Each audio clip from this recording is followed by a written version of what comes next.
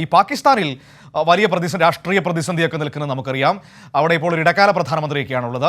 ഏതായാലും തെരഞ്ഞെടുപ്പ് നടക്കാൻ വേണ്ടി പോവുകയാണ്. തെരഞ്ഞെടുപ്പ് നടക്കാൻ പോകുമ്പോൾ ഏറ്റവും പ്രധാനപ്പെട്ട കാര്യമെന്ന് പറയുന്നത് അവിടെ പ്രധാനപ്പെട്ട രാഷ്ട്രീയ കക്ഷികളിൽ ഒന്നായ പാക് തെഹ്രീക്കെ ഇൻസാഫ്, അതായത് ഇമ്രാൻഖാൻ്റെ പാർട്ടിയാണ്. ഈ ഇമ്രാൻഖാൻ അടക്കം ജയിലിലാണ്. അതിൻ്റെ പ്രധാനപ്പെട്ട നേതാക്കളൊക്കെ ജയിലിലാണ്. പലരും ജയിലിൽ ഇരുന്നുകൊണ്ടാണ് തെരഞ്ഞെടുപ്പ് പ്രചരണത്തിലൊക്കെ പങ്കെടുക്കുന്നതെന്നാണ് മനസ്സിലാക്കാൻ വേണ്ടി കഴിയുന്നത്.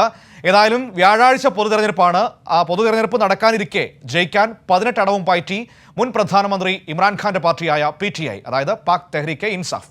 ഇമ്രാന് പുറമെ സ്ഥാനാർത്ഥികൾ ഉൾപ്പെടെയുള്ളവർ ജയിലിൽ തുടരുന്നതിനാൽ വെർച്വൽ റാലികളും സോഷ്യൽ മീഡിയ പ്രചരണവുമാണ് നടക്കുന്നത്. പക്ഷേ അവർ വലിയ ആത്മവിശ്വാസത്തിലാണ് എന്നാണ് പാകിസ്ഥാനിൽ നിന്നൊക്കെ ലഭിക്കുന്ന റിപ്പോർട്ടുകൾ. നിഖിൽ നമ്മളോടൊപ്പം ചേരുകയാണ് വിവരങ്ങളുമായി. ന്യൂസ് ഡെസ്കിൽ നിന്ന് നോക്കാം എന്താണ് പാകിസ്ഥാന്റെ തെരഞ്ഞെടുപ്പ് വിവരങ്ങളെന്ന്. Nikhil, good morning. Good morning. Nikhil, എന്താണ് പാകിസ്ഥാനിൽ തെരഞ്ഞെടുപ്പ് നടക്കാൻ പോകുന്നു? പ്രധാനപ്പെട്ട കക്ഷികളിൽ ഒന്നായ തെഹ്രീക്കെ ഇൻസാഫിന്റെ നേതാക്കളൊക്കെ ഇമ്രാൻഖാൻ അടക്കം പല കേസുകളിൽ ജയിലിലാണ്. പക്ഷേ എന്നിട്ടും അവർ വലിയ ആത്മവിശ്വാസത്തിലാണെന്ന് പറയുന്നു. തീർച്ചയായും മനു, ഒരുപക്ഷെ രസകരമാണ് PTIയെ സംബന്ധിച്ചിടത്തോളം അവരുടെ തെരഞ്ഞെടുപ്പ് പ്രചാരണവുമായി ബന്ധപ്പെട്ട കാര്യങ്ങളെല്ലാം തന്നെ ഒളിവിലിരുന്നുകൊണ്ട് ഇപ്പോൾ നമ്മൾ ഈ ദൃശ്യങ്ങൾ കാണുന്നത് പോലെ ആണ് അവർ അവിടെ തെരഞ്ഞെടുപ്പ് പ്രചാരണം നടത്തുന്നത്. പല സ്ഥാനാർത്ഥികളും ജയിലിൽ അല്ലെങ്കിൽ ഒളിവിൽ കഴിയേണ്ടുന്ന സാഹചര്യത്തിലാണ് ഉള്ളത്.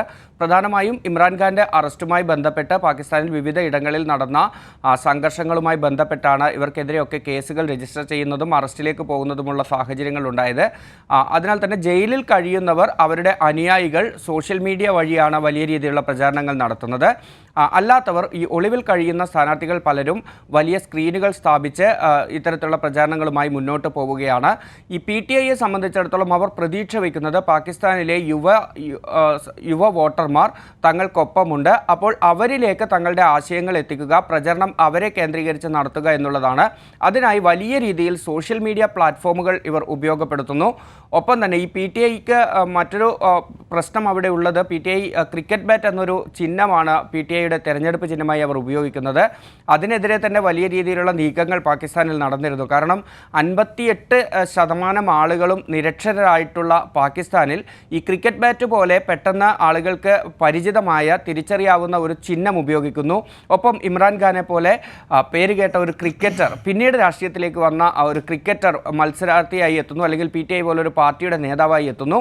അത് സ്വാഭാവികമായും ഈ 58% നിരക്ഷരരുള്ള ഒരു രാജ്യത്ത് തിരഞ്ഞെടുപ്പിൽ PTIക്ക് അനുകൂലമായി മാറിയേക്കാം എന്നത് കണ്ടുകൊണ്ട് ആ തെരഞ്ഞെടുപ്പ് ചിഹ്നം ഉപയോഗിക്കുന്നതുമായി ബന്ധപ്പെട്ട് ഉൾപ്പെടെ തർക്കങ്ങൾ നിലനിന്നിരുന്നു.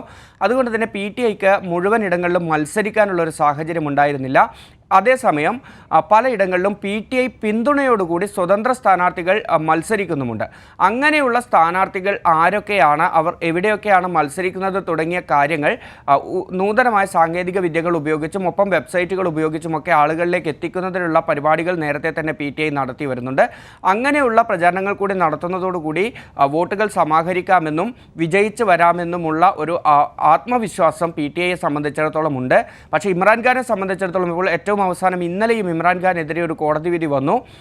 അദ്ദേഹത്തിൻ്റെ വിവാഹം മുസ്ലിം നിയമങ്ങൾ പാലിച്ചുള്ളതായിരുന്നില്ല. അദ്ദേഹത്തിൻ്റെ പുനർവിവാഹം എന്ന കണ്ടെത്തലിനെ തുടർന്ന് 7 വർഷം തടവാണ് ഇന്നലെ വിധിച്ചത്. കഴിഞ്ഞ ഒരാഴ്ചക്കിടെ 3 കേസുകളിലാണ് ഇമ്രാൻഖാനെതിരെ ശിക്ഷ വിധിക്കുന്ന സാഹചര്യമുണ്ടായത്. അതിൽ ആദ്യത്തേത് 14 വർഷമാണ് തടവ്, പിന്നീട് 10 വർഷം തടവ്, ഇന്നലെ 7 വർഷം തടവ്. ഇങ്ങനെ തടവ് ശിക്ഷകൾ വിധിച്ചുകൊണ്ടിരിക്കുന്ന ഒരു സാഹചര്യം കൂടിയുണ്ട്. അപ്പോൾ ഇമ്രാൻഖാൻ ജയിലിൽ തുടരുന്ന ഒരു സാഹചര്യം തന്നെ ഉണ്ടാകും.